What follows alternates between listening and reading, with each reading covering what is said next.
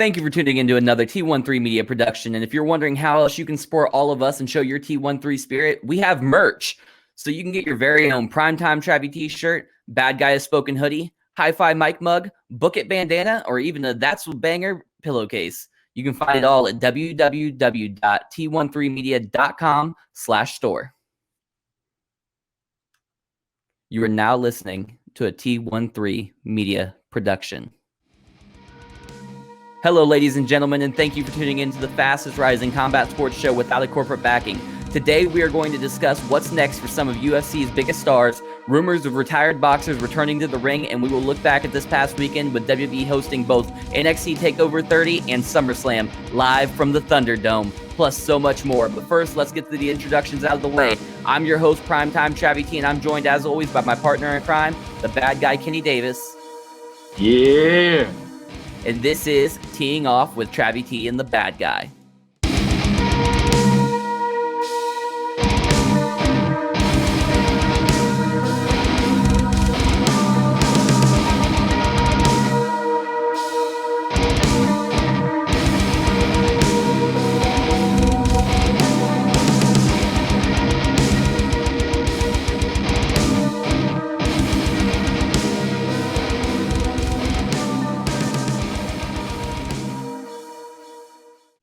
All right, guys, we're going to get started with boxing.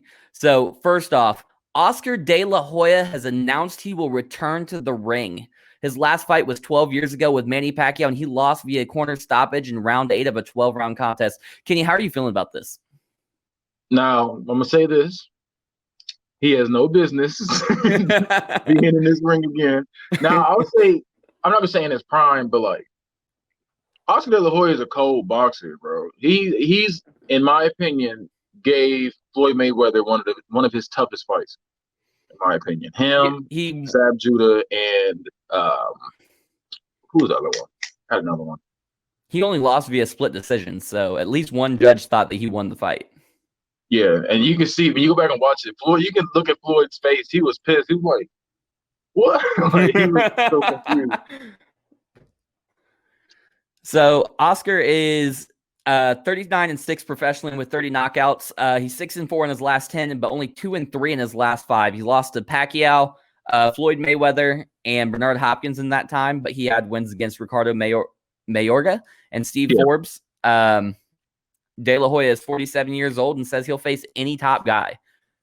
I have a problem with this. I don't think that Oscar De I can see Oscar De La Hoya coming out and saying, "Oh, I'm going to fight Conor McGregor." That's what I thought he was doing. That makes sense because you might be able to win that fight. Because you may be old, but you're still gonna get somebody that's not technically a boxer, so it's gonna be more still in your favor. But if you go up against the top guy now, you're gonna get your ass whooped. Like, this is like, if you're trying to go up against the Errol Spence or who else? Just anybody like that, just like you're not gonna win that. Like, that's not right. good. I thought you said Aerosmith at first, and I was like, no, Errol Spence. Yeah, no, he's cold. If he went up against him, he's losing. Like, he is losing. So I think it's a unanimous decision between the two of us that this is ridiculous, silly. And he just needs to. You hear what Dana White said about it? They asked him Saturday at the post-fight press conference what they thought about Oscar De La Hoya, or what he thought about Oscar De La Hoya coming out of retirement, and his response was, "Well, cocaine ain't cheap. He needs money." Hey, I mean, I feel that's messed up, but yeah, you gotta have the support. But yeah, I just don't. I don't know. I feel like that's silly to me for him to come back. I mean, I'm still gonna watch it because it's boxing. I'm gonna watch it too because it's gonna be a shit show. But that's like that. Yeah, it's ridiculous. Yeah, I don't see that going very far at all. He might have one more fight. It'll go about as far as Golden Boy MMA went. Yeah, one and done. I mean, but he is the head of Golden Boy. Yeah, no, but he's not going to fight. If he does fight, he's going to lose, and if he loses, he's not going to fight again. I can see Oscar De La Hoya fighting. I can see it happening. I just don't. He also said it's not going to be an exhibition fight. It will be a professional fight with a ranked fighter. why is he? I just don't understand why he's doing this. Like you have He hasn't fought since 2008. that, and the fact that you're considered a legend in the sport. Like it's not Oh, for like sure. it's not like, oh, you know what I'm saying, he was fought back in the day, he was pretty good. No, you are a legend in this sport. Why are you messing up your legacy going back and doing? I don't know. That's BJ Penn Taking another syndrome. L. You said who? BJ Penn syndrome. Ugh, that one BJ hurt. Penn is one of the GOATs, but BJ Penn was new my fans won't know all-time it. favorite. He was my all-time favorite until John Jones showed up. He was my favorite, and it's just he said, ugh. I like BJ Penn. I'm disappointed in BJ Penn losing 7 fights over 10 years. Like it's been 10 years since this man has won a fight. His last win was against Matt Hughes. That was forever ago. Yeah. Sometimes you gotta sit your ass down. That's how I just, sit down. Like, oh my God. All right. But speaking of exhibition fights and retired fighters, we've got Iron Mike Tyson versus Roy Jones Jr. They're going to return to the ring in an exhibition fight on November 28th, 2020 at the Dignity Health Sports Park in Carson, California. Before we get into the tail of the tape or anything like that, what is your initial reaction to this? When I first heard about it, because at first it was supposed to be Evander fighting him, from what I remember. Yeah. I heard that too. Yeah. Evander already beat his ass twice, but I feel like if they have fought again, because Mike Tyson is in such great shape now, he would have won. But in my opinion, and people hate me for saying this, I'm going to say it on here too, Mike Tyson is the most overrated heavyweight boxer in the history of boxing. And the reason I say that, before y'all come at me crazy, is because when it comes to a man with a name, he has always lost. He lost to Lennox Lewis. He's lost to Evander Holyfield. He lost to, McBride wasn't even a name. It was just like, the only people you technically beaten is Michael Spinks, and you beat Larry Holmes. I'm sorry, but we got to keep it real here. Like, look up his resume. The man be losing. Now, in this case, Roy Jones, he's old too, but dang, man, I really wish they didn't do this at this age, because it's gonna fuck up my argument. Then it's gonna be like, it's gonna be you think Tyson's gonna win? Then that's what you're. In this case, yeah. Okay, so Roy didn't look too hot his last few. So going off of, let's just go into the tail of the tape real quick. So we've got both of them are fighting out of USA. We've got Mike Tyson is 54, Roy Jones Jr. is 51. Mike Tyson is 50-6 professionally with 44 knockouts. That is a 88% knockout rate, by the way. Then we've got Roy Jones Jr. at 66-9 with 47 knockouts. So he's only at a 71% knockout rate, but that's still ridiculous. No, they're both cold. Like, they're both cold. 5'10" for Mike. Roy comes in at 5'11", and Mike has a 71-inch reach, and Roy Jones Jr. has a 74-inch reach. I don't know why, but when they first announced this, I was thinking that Mike Tyson was going to be a lot bigger than Roy Jones Jr. But clearly that's not the case. Well, the reason why he was buff as mess back in the day, but because he was shorter, it made him look bigger. Like, because he was short and stocky. Say that again. You cut out, like you dropped. Oh, okay, yeah. But basically, I'm saying, like, because he was shorter, it made him look stockier. So, got you. Yeah, so Mike Tyson was out there looking huge when he was in there. But the thing was, in the heavyweight division, everybody's like 6'4", 6'5", and he came in there 5'10", so he just looked short and stocky. And then the thing is, he's always right here with it, just doing his thing and hitting close range because his arms are little. I mean, if we're going to be real here. That's why I said, like, when people had the debate between him and Wilder, Wilder lost to Fury, who's arguably the greatest heavyweight of all time. Oh, for sure. He lost to him, and they're like, oh, Wilder sucks. The only L he took was against Fury. Like, and the first fight was like, he lost, but he knocked him down twice. So I just feel like if it was a fighter with reach, because technically, if you want to be real, go back and look at the Mike Tyson's resume. Every person he's lost to that had a name had long reach as well, and they just kept him at bay, just lighten him up. And I feel like with Roy Jones not having that reach advantage like that, Tyson's gonna lay into him.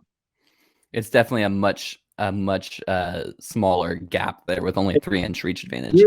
And did you see how quick he was too? Like in his old age? Yes. I ain't gonna lie. Him showing off his combos and his ability to parry and sidestep and all that at 51 years old, it was amazing. Exactly. That just shows you how scary it is. Like how scary some people still are to this day. Like Right. I just said he's the world's baddest man. Yeah, it's definitely scary. Also, with him talking about wanting to train Francis Ngannou in actual boxing, that's terrifying. It is because Ngannou's like he's scary already, and he's sloppy. Like that's no, he is sloppy. But I'm saying he's low key like how Deontay Wilder is. Deontay Wilder is real sloppy with his swings. Yep. But the thing is, when he connects, because how strong he is, he's gonna knock you out. And I feel like with Ngannou, if he had somebody that just taught him discipline, he can definitely go down. I ain't gonna say go down as the greatest, but he'll definitely be talked about as one of the top dogs of all time. Like he'll be in that argument. Top 15. I agree. Francis Ngannou, with just a little bit more technique, is going to be a force to be reckoned with. Like, that's going to be difficult for anybody to beat. I mean, I understand he doesn't have a ton of wrestling experience, and that was like the best way to beat him is keep it close range, make it dirty. But I don't think he's going to be able to be just manhandled if he gets a little bit more technique. But going back to the Mike Tyson versus Roy Jones, we've got in Mike Tyson is 5-3 with 2 no contests in his last 10 fights, but only 2-3 in his last 5. Roy Jones Jr. is 9-1 in his last 10, 4-1 in his last 5. Yeah, because he's beating them young guys up still, Roy Jones. But I feel like, I don't know, because he's older, you can see the weaknesses. Yeah, like you can see. Yeah, that's the thing. And I don't want to say because they're young they don't see it, but yeah, it was just like I don't know. But that's still good though to be 9-1 in your last 10.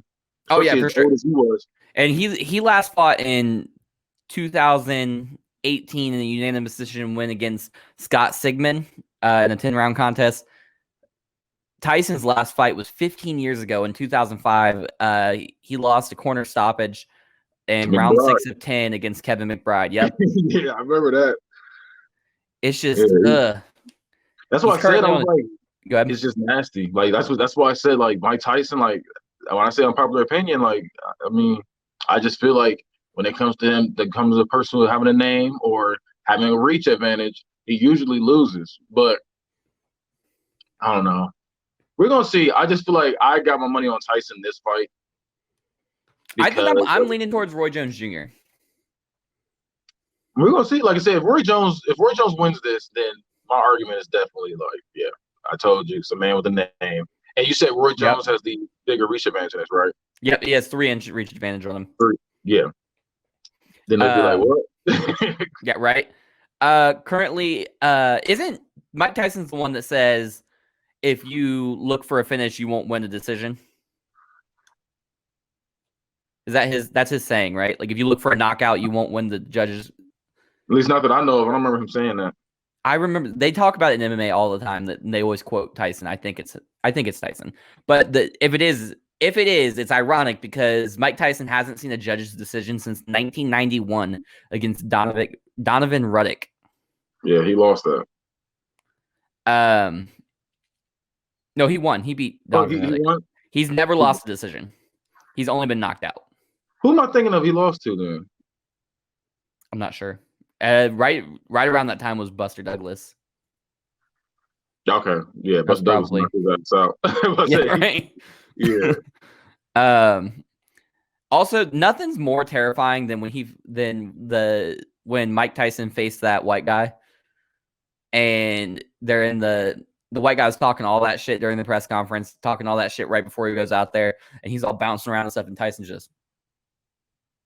Oh yeah, that's the weird thing about Tyson. I don't know, like, because that guy was talking. I remember that guy was talking so much stuff, and then he came out and I think he knocked him down like within the first 20 seconds. Right at these, like when they fought, if I remember correctly, because he went out there. I think he gave him like a few hooks to the body, and he just dropped.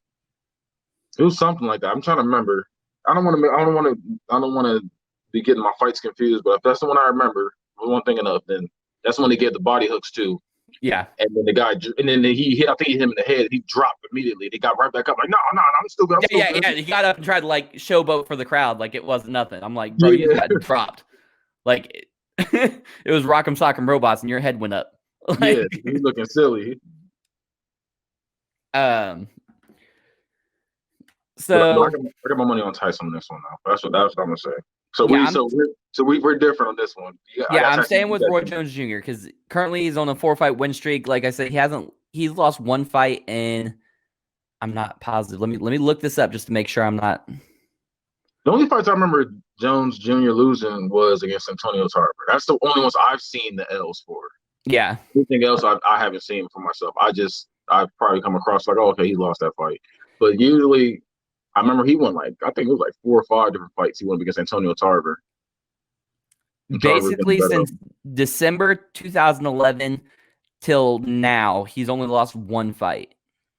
So that's what's up. 6, 7, 8, 12-1 in the past decade, essentially. Ooh, that's nice. Yeah, or 12-3 in the last decade. Sorry, because he had 2 losses in the beginning of the decade. Who did he lose to? Denis Lebedev and Bernard Hopkins. Okay. I do. Never mind. I said that back. I do remember the Bernard Hopkins one. Forgot about that one. So you're sticking with Tyson. I'm sticking with Roy Jones Jr. Let's look at. I'm gonna say this. If I'm thinking Tyson's gonna win, but if Tyson loses, I won't be surprised because I've been saying this a million and one times. Right. Tyson, that's where I'm coming from. So I got Tyson winning, but if he loses, I'll be like, been saying this. I feel you. I definitely feel you. Moving on, let's look at the rest of the card for that exhibition fight. And that is, once again, on November 28th, 2020 at the Dignity Health Sports Park in Carson, California. We've got Jake Paul versus Nate Robinson in a cruiserweight fight, 6 rounds. This is the silliest shit. I remember when they announced it.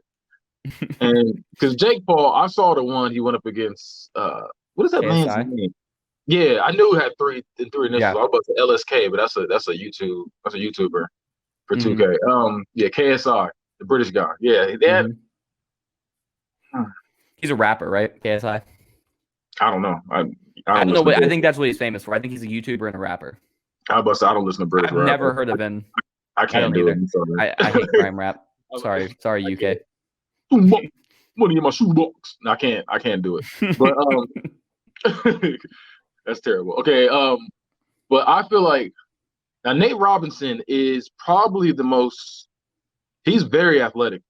And I think Jake Paul can't fight. From what I saw, he can't fight. Jake Paul can't fight. Now, with Nate Robinson, I'm not going to just sit there and say you can fight because you're athletic, but I would say he can probably use his quickness to be able to take him out. Because, yeah, he's a little guy. What's he, 5'9"? Yeah, he's 5'9" and I think 180 pounds. Yeah. Yeah, so I feel like he's gonna tear Jake Paul up. I really think it's gonna be bad. I think it's gonna be really bad. Jake Paul does have a size advantage. He is 6'1". I think they're similar weight, and then he has a 3-inch reach advantage on him. Yeah, and he's got age and experience. He is technically 1-0 as a professional. Nate Robinson's never fought. I mean, that's nice and all, but I still I agree. I think Nate Robinson's gonna give him some work, and I hope he does. I don't like Jake Paul. I don't like him. I don't like him or his brother. Yeah, I don't like none of them. All right, who's next on this card? We got Badal Jack versus Blake McKernan. I'll be honest, I've never heard of either one of these people. It's light heavyweight, 8 rounds. You know either of these guys? Say the names one more time. Badal Jack and Blake McKernan. Not gonna lie to you, I've never heard of either one of these guys. But all right. I like the name McKernan. So okay. He's 13-0 right now, 6 knockouts. Badal Jack is 22-3 with 3 22-3-3 with 13 knockouts. Okay. So at that point, so I can't argue against somebody who hasn't lost. That's why I say. That's why I think it's crazy when people bet against people that's never lost before. Yeah. I'm not gonna do that. I'm going with Blake McKernan as well. I feel like he's on the upswing. He's 33. This other guy's 36. I'm going to go with Blake. And lastly, we've got Vidal Riley versus Rashad Coulter in a cruiserweight fight at 6 rounds. Vidal Riley is a UK boxer, and then Rashad Coulter's only got one professional boxing fight, but he has like 35 MMA fights. Oh, so he's an MMA fighter, jumping boxing. Okay. Yeah. So Vidal Riley is 23. He's 4-0 with 2 knockouts. And then Rashad Coulter, this is the MMA guy, is 38 and only 1-0. He has 1 knockout. I'm gonna go with him. I'm going to go with the MMA guy. I am leaning towards him, but I'm gonna go with the younger guy here. I'm gonna say Vidal Riley, and I think he's gonna knock him out. All right, cool. Because sometimes like the crossover is the hard part. That's the thing. Crossing over is the hard part. Because when McGregor crossed over, he wanted to hit him with sleeper holds and rear naked chokes and all kind of guillotine. He hit him with a few Conor McGregor became a grappler for the first time in his career. Exactly. I'm just like, come on, man. Like, you wanted to kick him so bad, I can tell. But like sometimes it's really bad, but sometimes it can really work. Like Holly Holm. Holly Holm had a boxing background. Yeah. She was a boxer for that, and she was killing it. And then she came over to UFC, and she started killing it in that too. And then developed a great roundhouse kick for someone that's a boxer, which is wild. But I don't know. So I'm gonna go with the MMA guy for now. If he loses, I mean, I'm just watching to see a good fight. I don't know either one of those guys, but I feel you. On just real quick to discuss Conor McGregor and Floyd Mayweather. Can we be honest here that Conor McGregor has a better chance of beating Floyd Mayweather in boxing than Floyd Mayweather does of beating Conor McGregor in MMA? Because as soon as Conor McGregor kicks him in the leg, it's over. I mean, I feel you. I feel you on that. But that would be the one time Conor could take someone down and ragdoll them. Like, I was gonna say, that's probably what he's going to do. He's going to just take him, slam him around, try to make him tap because he's not used to that. Yeah. Now, I'm not gonna say you said better chance. The only reason I don't think Conor's gonna beat him. I think he's, like I've said about Habib. We'll get into the Habib Conor thing later in the show, but I've said it before that I feel like if they fought 10 times in boxing, Conor might win 1 or 2. Might. Who? Mayweather. I know you're on this 100% thing, but I don't believe in 100% of nothing. 100%. Look, right now, it's 100%. That man is not lost. But I don't think that Floyd is going to win at all against Conor in an MMA fight. Okay, I'll say this just to play devil's advocate here. Okay. Stand up. Mm-hmm. Because I remember Floyd had some weird thing he wanted to do where pretty much it was a boxing match, but he just wanted to have it in a UFC octagon. Yeah, but with UFC gloves. Yeah. So I feel like if they do it like that, because were there kicks allowed in that too? I can't remember. He said you could do leg kicks. You couldn't kick him in the head or the body. Because you can't see it coming. I guess. I don't know, man. Like, but yeah, I think that's fucked up right there. You let Conor McGregor kick you in the legs, you're fucked. I feel you, because he's not gonna be able to do the proper he's not ready. He's not ready for it. Yeah, that's not his thing. Now I will say I feel like he have a way better chance than that than in regular MMA. Yeah, because I feel like what he's gonna do is he's gonna try to get the win by decision if he did. But I would still give it to Conor McGregor though, if they did it like that. Oh, I agree. Speaking of Conor McGregor versus boxers, what about him versus Manny Pacquiao in a boxing fight? Do you think this will actually happen? It could happen. I mean, I said the same thing about Conor McGregor and Mayweather. I was like, this might not happen. Then it happened. But if it did happen, I'd still have Pacquiao winning. I think so too. Do you think? But does Conor have a chance? He have a better chance with Pacquiao than he did with Mayweather. The thing with Mayweather was because McGregor was winning them first few rounds, people were like, "Oh my gosh, he has a chance to beat him." Blah blah blah. Now, if you listen to the corner of Mayweather, In the first round, Mayweather says, "I'm going to let him swing. I'm going to let him do what he wants, swing and everything. He's going to tire himself out, and I'll get him I'll knock him out by the fourth." That's literally what he says. Yep. And that's what round he knocked him out in? Was the fifth? I think it was the fifth or the sixth. Yeah, he was lighting them up too. Like as soon as he hit like the fourth round, he was lighting them up. He let him tire himself out, and he did what he's supposed to do. Mayweather, the genius in the boxing ring. He may not be a genius outside of it, but in the boxing, he's like Goku. Goku's not a very smart person, but when it comes to fighting, he knows what he has to do. Does Goku know how to read? He probably doesn't. I can't remember. I don't remember him ever reading on the show. I really don't. I just remember him. I remember him trying to get his license, but I can't remember what else. It was like little stuff. I don't know. It was like little stuff. Little everyday things he was trying to do. He couldn't do it. But fighting, he's just smart. So real quick, why should Manny even consider fighting Conor McGregor? Does it gain him anything to beat Conor McGregor? Well, I feel like this is, if the money's right, it's not a lose-lose situation. Now, in my opinion, it's a lose-lose situation because if he beats him, it's like you were expected to beat him. This isn't his sport. Yeah, exactly. But if you lose, then it's like, bro, you let this outsider come in and beat you. That's why I always think Conor going to boxing is always win-win. He's a big enough star that it doesn't matter if he loses. Yeah. Because he's supposed to lose. Conor wins, he can always say, I went over to their sport and beat one of their top guys. Then it's like, okay, you got to give him his respect there. And right now, his claim to fame is I hung with the greatest of all time for 5-6 rounds. Yeah, that's what I'm saying, but that's only because you love him, I feel like. I feel you. And I don't know if you have this in your scheduled thing, whatever, for what we're talking about. But I was talking about Mayweather, his last fight. Have you seen that boxer? Yes. I saw parts. I saw highlights. Well, them highlights was actually the whole fight because that fight was like 2 minutes long. Yeah, that fight was not long at all. And I don't know. I have my thoughts on that. I personally you think it's a fix? I definitely feel like it's a fix. I thought so too. Never in Mayweather. I'm about to say McGregor. Never in Mayweather's career has he been that strong to where he can just hit somebody, they go flying across the ring. Like, I don't know. It just seems. It's also Japan, and Japan's known for fixing fights. I can see it. And then I don't know. It was just, and I'm a Mayweather fan too. And I'm like, man. Oh, me too. And I feel like he can't be beaten in his weight class.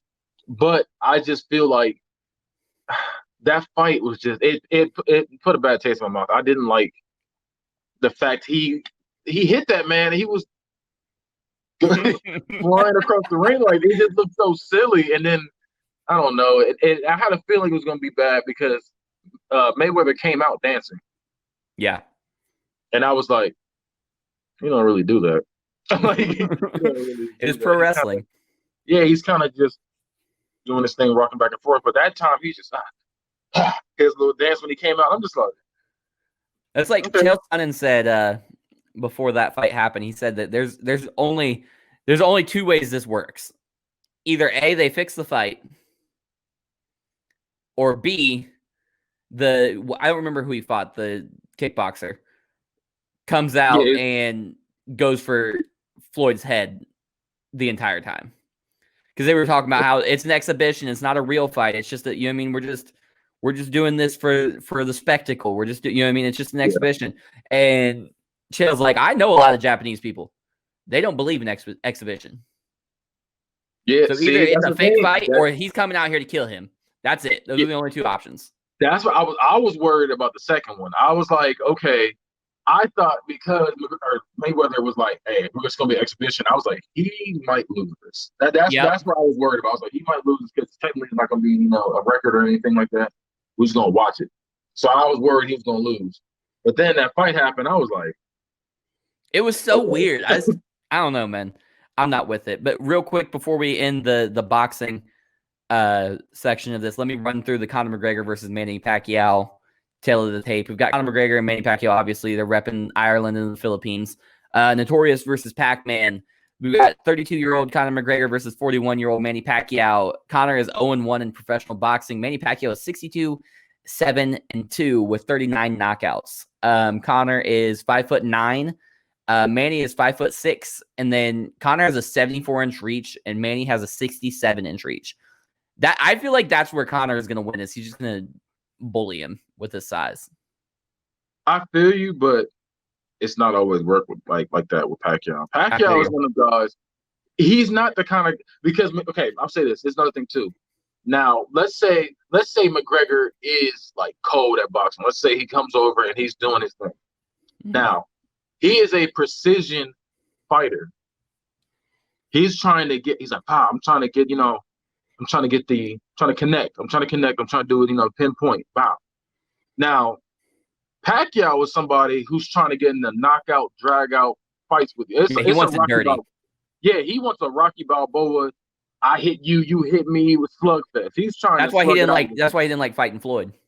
Yeah, because that's not, and that's what I feel like is going to happen with that. But the only difference is I feel like Pacquiao's going to win this one. Yeah. Because like I said, if he comes over and does a precision thing, he's going to be like, nah, forget this, and just start swinging at him, and that's just how he fights. Yeah, I got you. I feel you. Now before we move on to MMA, I just want to talk to you guys about some nice chairs I got in my life recently. Are you guys tired of using the chairs from your kitchen table when you're trying to game? Me too. That's why I went to TriumphChairs.com and scooped me one of their luxurious, comfortable gaming chairs. And right now, since you know PrimeTime Travvy T and the bad guy, you can get 10% off of one of these Cadillac chairs by using the promo code T13 at checkout. That's the letter T, the number 1, and the word 3. Tell them Travvy sent you. Yeah. Now, moving on from boxing into my favorite sport, mixed martial arts. Let's talk about Marlon Chito Vera versus Sugar Sean O'Malley a couple weeks ago. Chito finished O'Malley via TKO in round 1 after a devastating calf kick caused O'Malley to be unable to put weight on his lead leg. See, I watched this with Damone, and we thought he injured himself. We thought he had, stepped wrong, and so it's confirmed that the calf kick did it. Yes. Okay. So I watched a couple other fights that this had happened in. It happened in Henry Cejudo versus Demetrius Johnson. Demetrius Johnson did it to Cejudo multiple times. It was the same thing. There's another one. I can't remember what the other one was, but there's a second fight where this exact thing happened. Also, Justin Gaethje used it against Tony Ferguson recently and talked about it in on the Joe Rogan Experience. He didn't have as much success as the other people had. But what happens is you kick them, you hit them with the calf, and you kick them in their calf, and it makes your leg go numb. Yeah, exactly. That's exactly what happened to him. Kind of like how you ever been frogged? What? It's called where they frog you. They punch you in your thigh with one knuckle out, so it stings and it makes your leg go numb. Oh yeah, it's like kind of like yep. Like that. Yep. You go like that, punch them. Yeah. That's basically what happened, but like worse because he can't stand on it now. He couldn't put any weight on it. So he was. Go ahead. No, I was gonna say that's like people are like, oh, the only reason he lost is because he had bad footing when he tried to chase after him or whatever. Like they were saying stuff like that, but it's like at the end of the day, them calf kicks they do damage, and that's the point of the calf kick is to wear you down, and that's what happened. It just happened sooner than usual. Yep, exactly, and that's I'm not gonna lie. Me and Damone were saying it sucked that he lost his first fight, and it was because of injury. It wasn't because of whatever. But I'd like to retract that now. Chito Vera knew what he was doing. He tactically did a move to end the fight, and he was able to end the fight with that move. So after that fight, O'Malley was carted out of the octagon on a stretcher. Yeah. Ben Askren was on DCN Helwani the next Monday to say that he told O'Malley that he needs to toughen up. He said, "You have one good leg and coaches. Hop backstage." Macy Barber fought a 3-round contest with a leg injury and didn't get carted off. How do you feel about that? You think it was you agree with Askren, or you agree with O'Malley's decision to ride the stretcher back? I mean, if you got the option to ride the stretcher, ride the stretcher. But I feel like I don't think it's a bitch move for him to do that. They're trying to make it seem like, oh man, I can't believe that's a bitch move. Like No, like everybody's different. Like I feel like everybody takes pain differently. So there's certain people out there like Kobe Bryant who tore his Achilles and walked off the court still. And you got people like, you know what I'm Or saying, Triple that H Jordan. when he tore his quad and finished the match. Exactly. Vince McMahon, he tore both his quads somehow trying to get into the ring. And so And just then he sat there and said, sat there, bitches. continued the segment. But then you got people like, you know, people gonna say I'm saying LeBron hating, but you got people like that catch cramps and got to get carried by two people off the court. Like, but it's like it's different thing. Like everybody reacts to pain differently.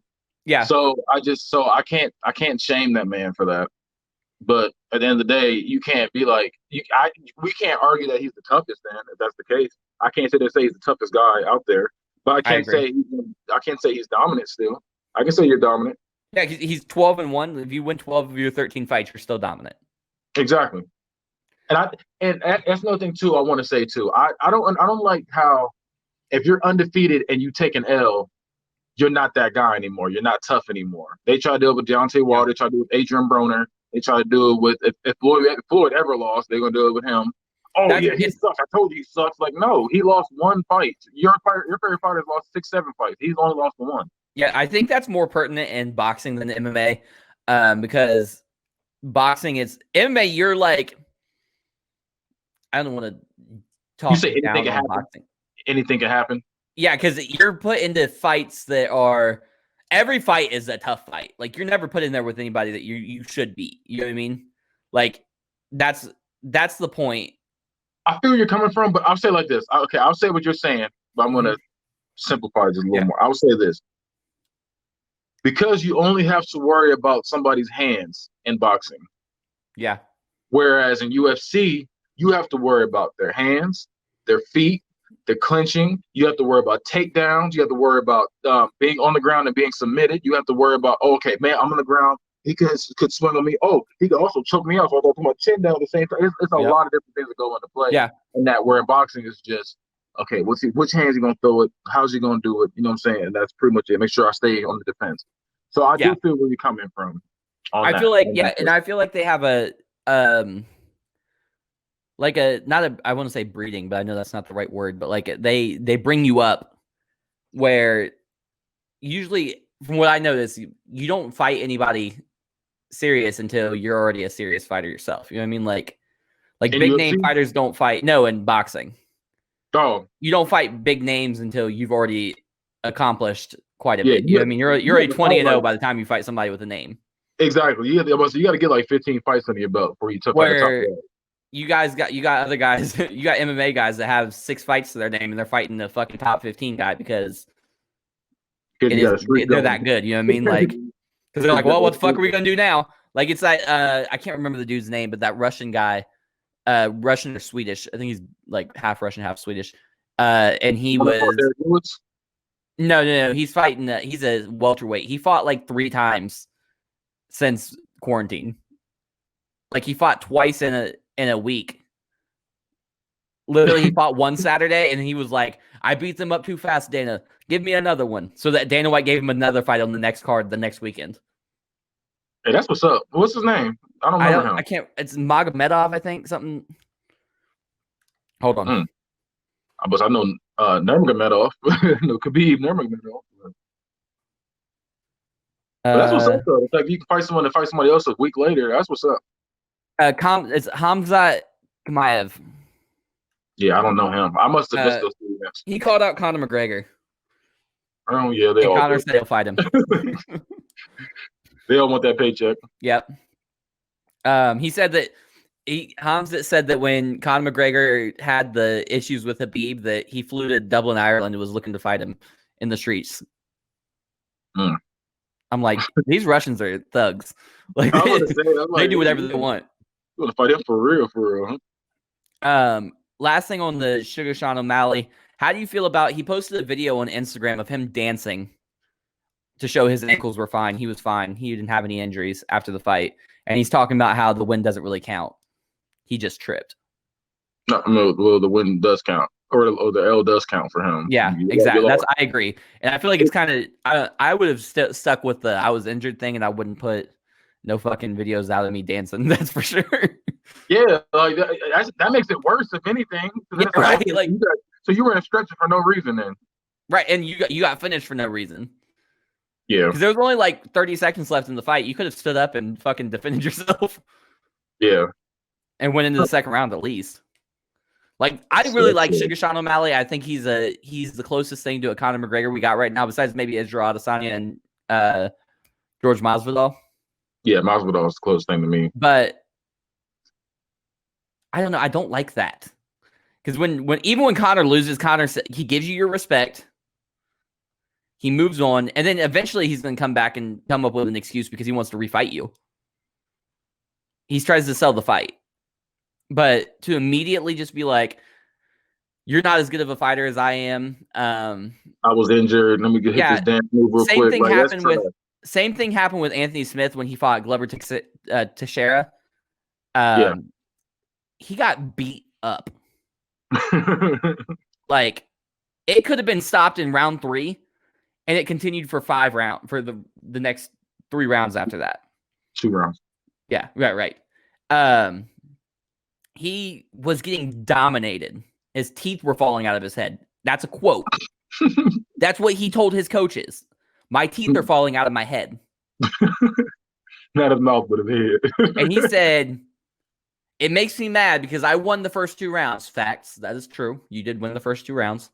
And I just got tired. And I'm so much better than Glover that this is ridiculous. No, you got your ass beat for 3 rounds. But that's not an excuse either.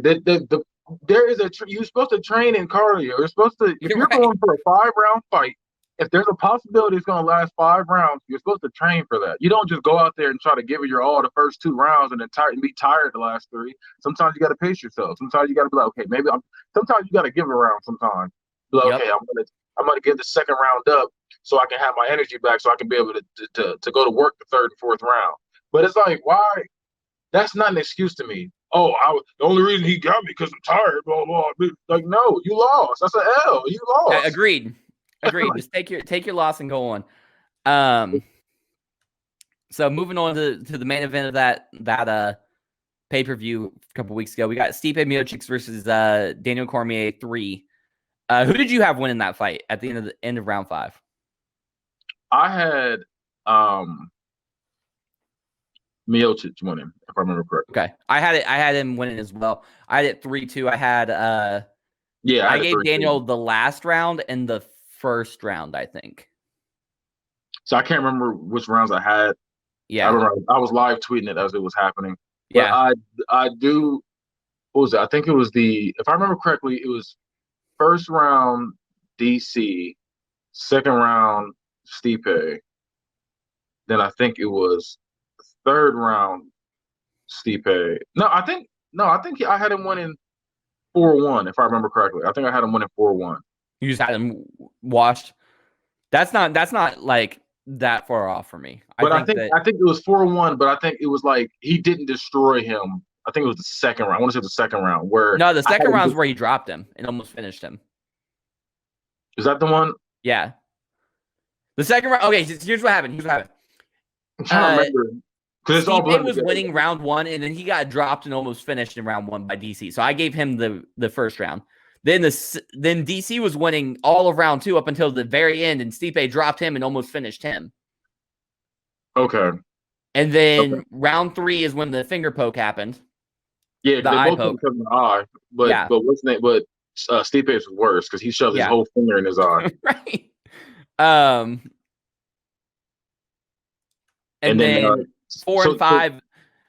4 and 5, I think were 5. I gave it to DC because I think he won the wrestling exchanges. Finally, he was finally winning some scrambles and stuff. Yeah, but he couldn't see out that eye, so he didn't see exactly. So I do remember that. Close. It was real close. But I didn't think it was a close fight. I thought the 5th round was close. And I could see you giving the second round to DC if you, depending on how you judge the fight. I think if you get knocked down and almost finished, you lose that round. That's just my thoughts. Even if you were technically winning the whole round? Yeah, because I think if you're about to lose the fight, you lose. See, I'm going by statistics. That's me Yeah, I though. got you. I got you. I'm the other way around. If I feel like if somebody hits you 100 times, you hit me back one time, and I drop, I'm not gonna sit there and say you won that round. I feel you. But if you knock me out, I'll be like, yeah, you won the fight. But if I'm down Right. and they're like, man, I'll be like, okay, look, yeah, he won that round, but you're lucky the time kicked in. Like you got saved by the bell. Yeah. That's what I'll say on that. I'm with you on that. So do you think that the fight would have went differently if I don't want to play the like what if game, the shoulda, coulda, woulda, but if the finger poke or the eye poke that Stipe did, if that didn't happen, do you think the fight would have went differently, or do you think Stipe already had control at that point? I think it would have been a closer fight. Okay. And I feel like it would have been more arguable. So because the first two fights, they both ended in knockouts. Mm-hmm. I feel like if that fight had happened, there probably would have been a point where DC would have been a little more aggressive. I think the last two rounds, if I remember correctly, that was one where he was low-key trying to survive, but he was also trying to get some points on the board too. Mm-hmm. That's how I felt. I felt like he was like, okay, my eye's done. Because you can see he was just like this the rest of the fight. He was just hitting them like that. He was trying to make sure, you know what I'm saying, he can still see him, because he was like, his head was turned because he had to use his vision was done on this side. Yeah, he couldn't see. His depth perception was off. He had no peripheral vision on that one side, right. So he was done. So he was just so Stipe is abusing that, and then I mean you gotta be smart at the end of the day. If you got somebody's eye, you know what I'm saying, closed up or poked it somehow, did anything like that, and his vision's obscured. Oh, I'm hitting that side every time. Yeah, exactly. So I'm not throwing punches to the side you can see. Exactly, and he couldn't do anything about it, and he got the dub. So I feel like it just would have been a different game plan at the end of the day, because if his eye didn't get poked, it would have been a different game plan. I feel like DC would have been more aggressive. We probably would have seen more slams, because he probably would have hit him. He probably would have dazed him. He probably would have slammed him and then try to do what he could to try to win that fight, instead of let me just get these swings in. I can try to turn my body and hit him this way and stuff like that. I don't know. I just feel like it would have been a totally different fight. I feel you on that. I agree. It probably still would have been Miocic to win it, but it probably would have been a lot closer. Where do you see Daniel Cormier going from here? Does he really retire, or does he fight again? I could see him retiring, but if he came back right now and not fought him again, I feel like he would beat whoever it is, unless it's John Jones. I feel like he would beat whoever it is, and we'd still be like, okay, you know, DC still got it. And it's not, and like I said, because you take an L, it doesn't mean you don't have it anymore. I was going to ask about the legacy. Do you still think of DC the same as you did? No, his legacy's still good. The fact that he lost that fight, that last fight, because like I said, it's kind of like, who else was like that? I'm trying to think who else went out like that. I don't know, but can't think off the top of my head right now. But I just know that when you have an L like that, and you're just like, man, like what if that eye poke? It probably would have been a different fight. That is that kind of thing. So it doesn't seem as bad because he lost it. It's pretty much, oh, this is your last fight. You gave it your all. Yeah, you got poked in the eye, but you still were pushing through, and you were trying to do your thing to keep the fight going. You were a warrior at the end of the day. You were a warrior. That's what exactly. That's the exact word I'm gonna use. You were a warrior, and your legacy. He has a great legacy. In my opinion, he's the second best light heavyweight ever. That's what I was about to say. He's the second best light heavyweight and probably the second best heavyweight. Yeah, but that's great. That's pretty fucking good. Two different divisions. You're arguably the greatest in both. Yeah, that's why you lost to the greatest of all time in both divisions. In both divisions, and that's his only L's. It's not even like you took L's to this person. No, you won. You beaten everybody else except the GOAT in heavyweight and GOAT in light heavyweight. Not just beat them, dominated almost everybody you ever fought. Exactly. And on top of that, you were, and not even like you lost, I got destroyed by these people. No, you lost. The first fight against John Jones was close. Mm-hmm. The second one, you lost. John Jones came out with a better game plan. But then the first Stipe match was when he lost, if I remember correctly. No, he won the first Stipe one, and then he was beating him for 4 straight rounds, and then at the end of the 4th round is when he got knocked out. Yeah. But that's what I'm saying, on the fact that like you have a back and forth with this GOAT, and the other GOAT, you arguably like people can argue that he won that fight against John Jones. Yeah. I don't think so. I personally don't think so. I don't think so either, but I get the argument. Yeah, I'm saying, but you can argue that. I think Gus might have beat him in their first fight. Just might be who? John Jones in the first fight. John Jones' last 3 fights, it's kind of, I'm like, yeah. It was a little shaky. That's what I'm gonna say. I'm a little shaky. Before we get into, we'll get into John Jones momentarily. What do you think is next for the heavyweight title? Yeah, who do you think he fights next? There's only one right answer. I know it's supposed to be Ngannou, but I don't think he is gonna fight him. That's gonna make me so mad. He's been waiting for 3 fucking years. He's just been wrecking people. And I think it's gonna be. They're gonna try to make it. I don't know. I don't personally see Ngannou going up against him next. Even though I would love to see that. I would love to see that fight. Yeah. But I just don't see it coming. I just don't see it. Jones? I feel like they're going to try to make Jones that next guy up. I feel like they're going to give Jones I feel like they're going to give Jones a heavyweight that's seasoned. So we can be like, you said Derek Lewis? That's a perfect fight for John Jones. He would destroy Derek Lewis. I feel like. But think about it.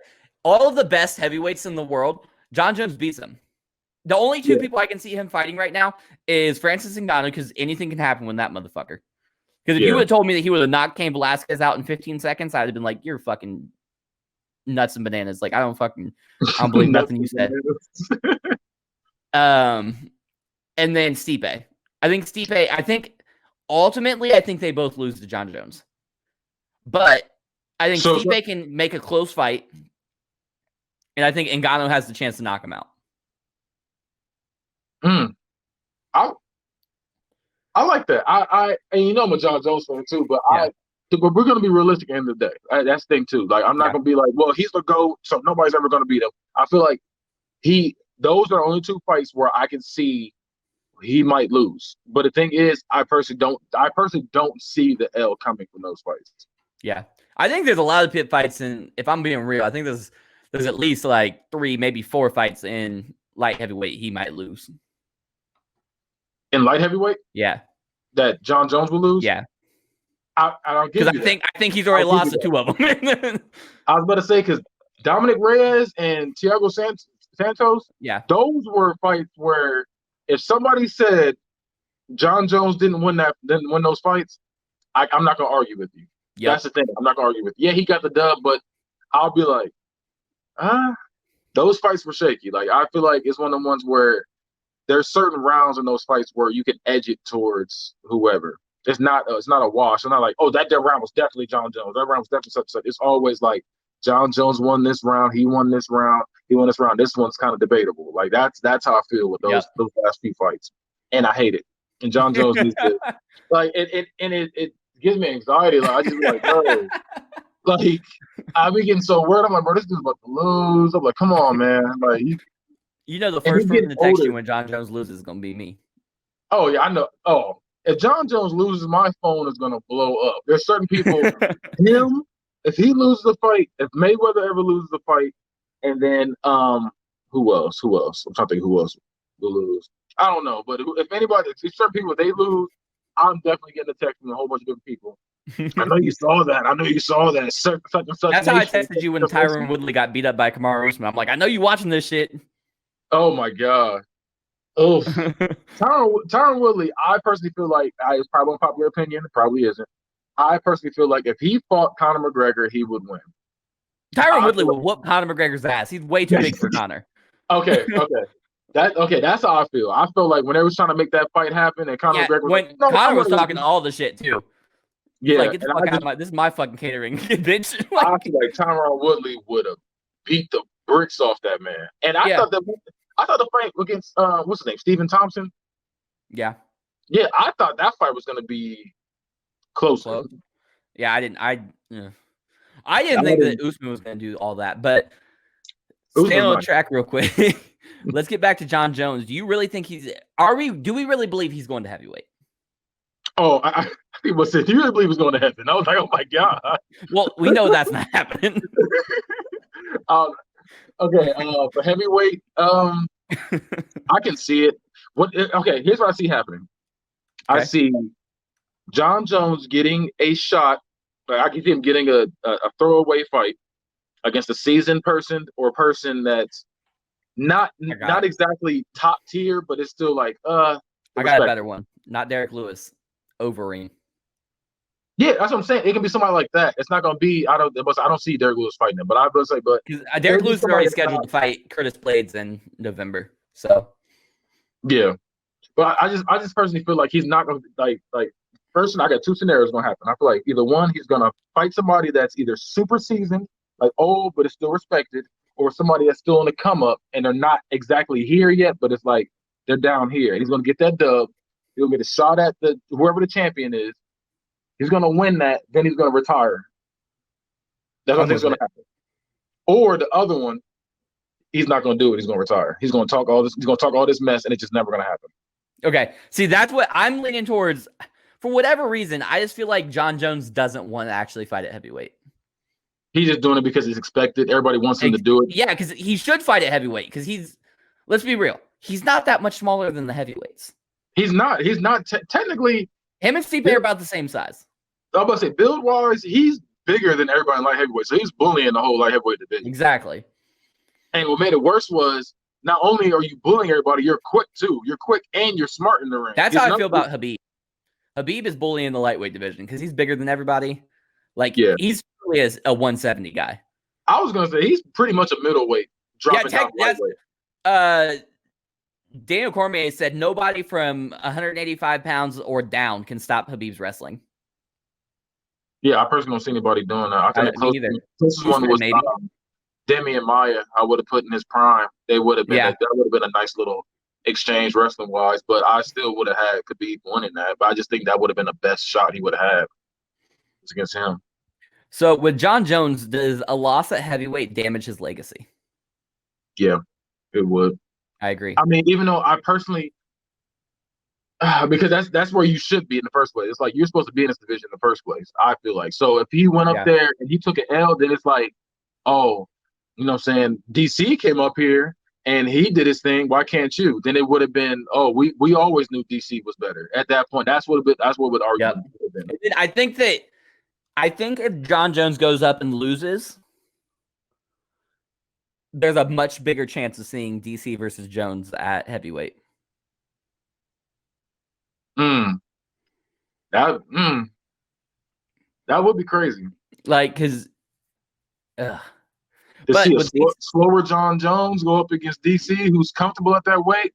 Yep, that would be a little more. That would be a scary argument. That would be scary. I agree.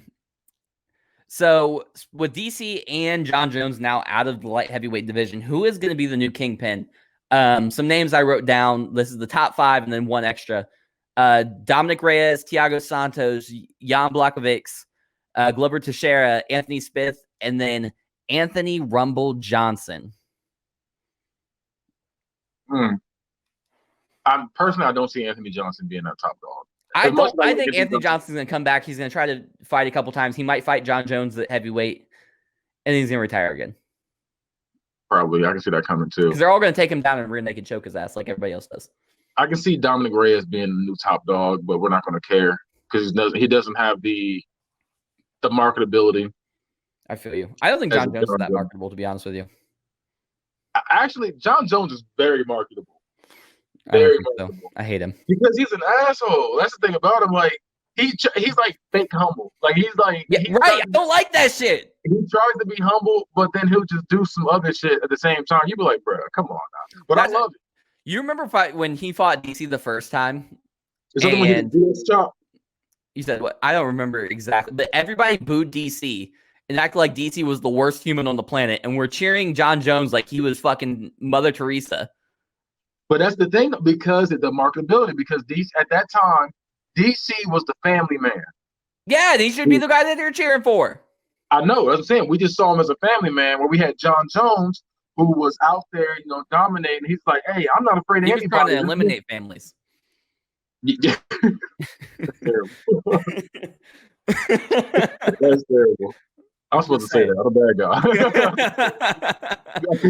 No, but I just personally feel like because of the marketability, like when you get your John Joneses and your Brock Lesnar's, your Conor McGregor, your Ronda Rousey in her prime, they had this certain star power, and DC is not charismatic like that.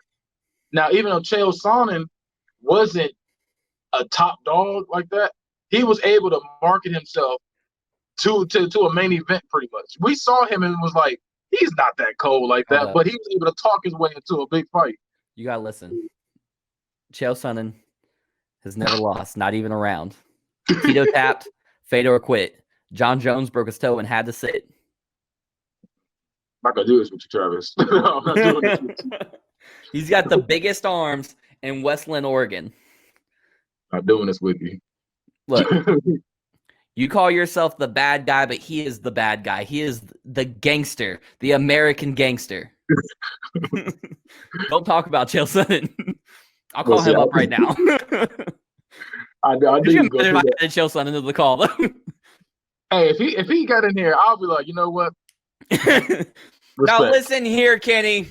You know how great of a show that would be at the debut. We had a UFC, like an ex-UFC fighter in here. Oh, that'd be amazing. I was like, what?